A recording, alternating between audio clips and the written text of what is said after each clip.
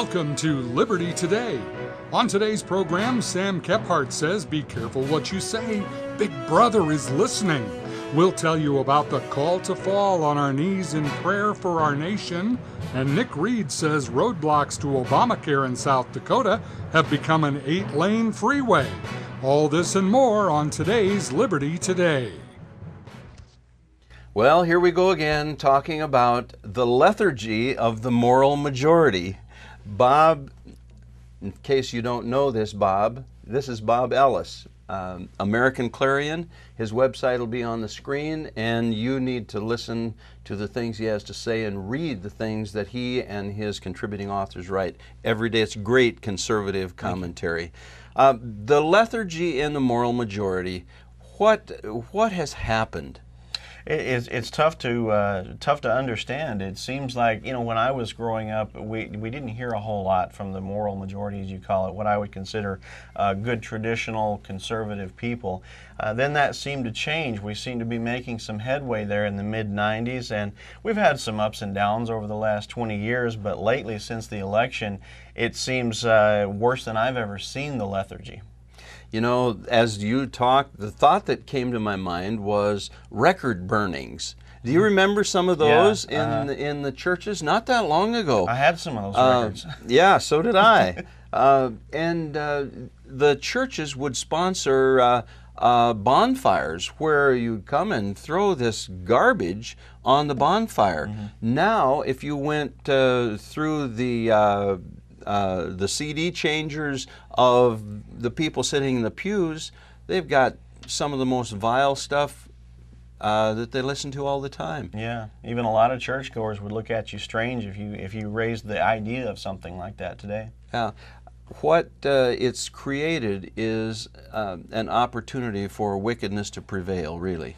It really has. I think that anytime lies, error, call it what you will, anytime that's allowed to stand unchallenged in society, it only emboldens that and makes it stronger, and it has a trickle-down effect of making our side, the traditional conservatives, more timid and weak, because we don't want to be called names. We don't want to have people say that we're extremists or fringe or fundamentalists or Bible thumpers or things like that.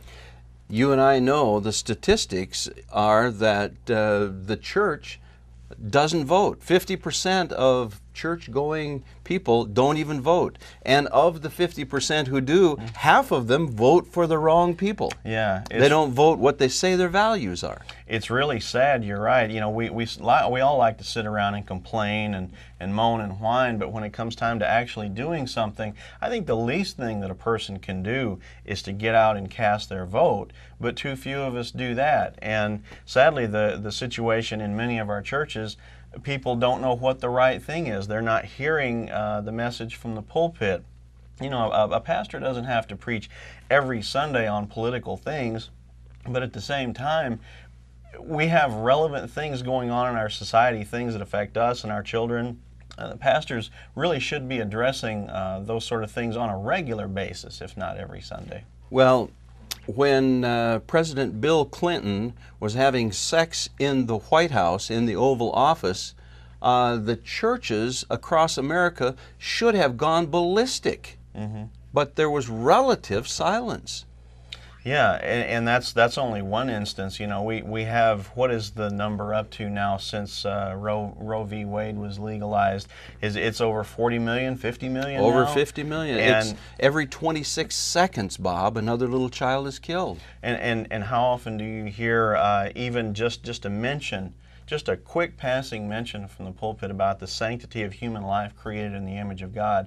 How often do you hear something from the pulpit about the sanctity of marriage and all the attacks that are being perpetrated on marriage? And we're not just talking about the things like the homosexual agenda that's coming after it, but there's all sorts of other things too. There's adultery, pornography, there's infidelity, sex outside of marriage. There's all these sort of things, and people just aren't hearing that they're wrong.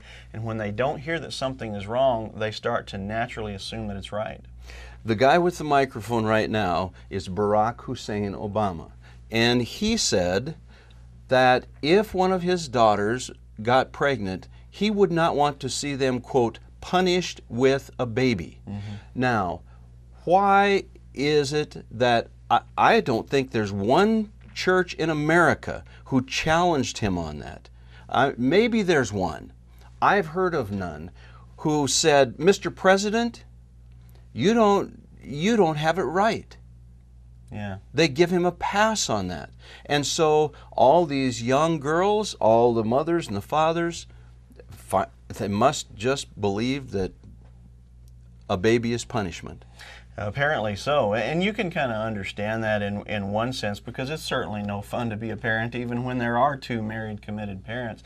But at the same time, a human being that's brought into your life is not a punishment. It's sad that we have come to see human beings not as a special, unique being created in the image of God, but they're just a matter of, oh, we like that. That looks good on the Christmas card, or it's an inconvenience. Get it out of my way. Well, when the leader of the free world does not understand that life is precious in the sight of God, we're in big trouble.